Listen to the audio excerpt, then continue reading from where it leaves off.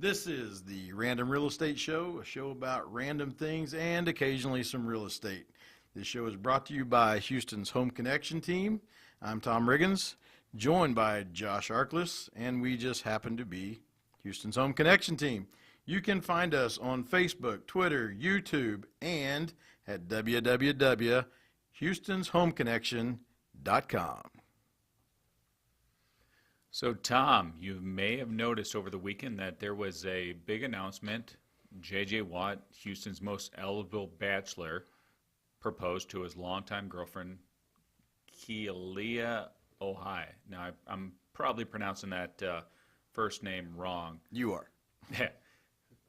I'm not good at the Hawaiian names, but she's a very attractive young lady. And once that got posted, he posted it on Facebook, and it got all over the social media. Hashtag she said yes. Now, JJ being the most eligible bachelor probably in Houston history, that guy is just an incredible human being and done a lot for the Houston area. I thought I heard people screaming and jumping out of buildings, mostly women, some guys, once the news came out.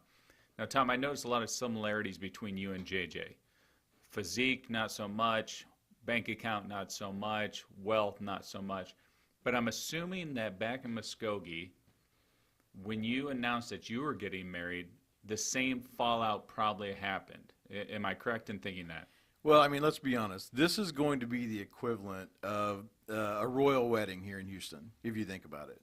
For sure. I mean, this is going to be Meghan and Harry and whatever the rest of them are. But I can't say that there was that same sort of fanfare there in Muskogee, but there was definitely a rippling through the female population that I was no longer available, and I think maybe the rippling was they were just glad, so I would leave them alone. Now, I'm sure there was a rippling. I don't know if it was of heartache, heartbreak, of anything of that sort, but I'm sure there was a rippling. Like, thank God Tom will stop leering out my window at night or calling me and breathing. But that's pretty much it. Very good, very good. So JJ looks to be off the market, and that is not good news You for got a a lot. phone call over there? I don't know. Right, It's middle of just a podcast. technology is Come on, man. throwing me off. Be professional. This is our first podcast, and you need to know better. Be professional is not in my vocabulary. That is true. Unless it comes to real estate, Josh. For sure. When it comes to real estate, you are the pros pro, the consummate professional, if you will.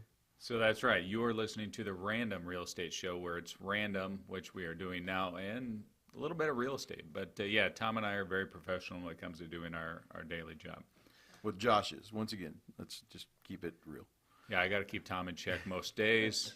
Now is another time we have to get back on track. Okay. So you may have also noticed on Monday, I believe it was Memorial Day, that a longtime baseball player, Bill Buckner, had passed away. Bill Buckner was the guy who let the ball go through his legs. And I mentioned that, and I didn't even want to mention that part, but I think that's what he is known for more than actually being a Major League Baseball player. Even to the non-sports fans, he is known as the guy who let the ball go through his legs in the 1986 World Series. Kind of a sad deal. He finally did get past it, I believe, and he went back to Fenway Park a few times. But Tom, I mean, what a way to end, or to have your life be known as something in a negative connotation, mostly by fanatics. Most fans were probably like, okay, the game's over, we got Game 7, let's move on. But he did receive death threats and whatnot. But Tom, what a way to just be outside. I've never had that. Obviously, I've made plenty of mistakes in my life, but just to have that be your legacy. Yeah, I was thinking about this morning, actually, as I was driving or coming in. And the fact that if it weren't for that, I wouldn't even know who Bill Buckner is. And I'm a baseball fan. I love baseball, but I love the teams that I'm a fan of, and he wasn't on a team I was a fan of. So it would have come on one of the morning sports shows where they'd said, hey, Bill Buckner passed away, and I might have had a reasonable, like, oh yeah, I think I heard about him. But the fact of the matter is, I know exactly who he is. I know this whole story, and it got me to thinking that, our legacy good or bad, is left. No, even if we don't want it to be, there's things that we do. There's going to be actions you take, and you have no way of knowing what the effect of that action is going to be. And it could be that you pass on through this life with very little notoriety, or it could be that you pass on through this life with a lot of people knowing your name, more so than say the gentleman at the Cubs game during the World Series, Bartman. Steve Bartman. We would not even know that guy's name. He would only be known to his family, except for one action he took. And I'm not saying that what they did to him was right, but it's always that thing. He didn't do anything wrong. They've shown this from 1,000 angles, like 15 hands are reaching. It's just his touched it. So it's not like he did anything wrong, but it was just a decision he made on a whim, and for the rest of his life, he'll be known for it. So Bill Buckner falls in that same deal, and it was sad to hear that he passed away. But yes, he did go back in 2008 throughout the first pitch of the opening game and opening day, and I think finally did. I remember hearing he said he had forgiven Boston for what they did to his family. He had to move to Idaho just to get away from them, but he had forgiven them, and he had moved on with his life.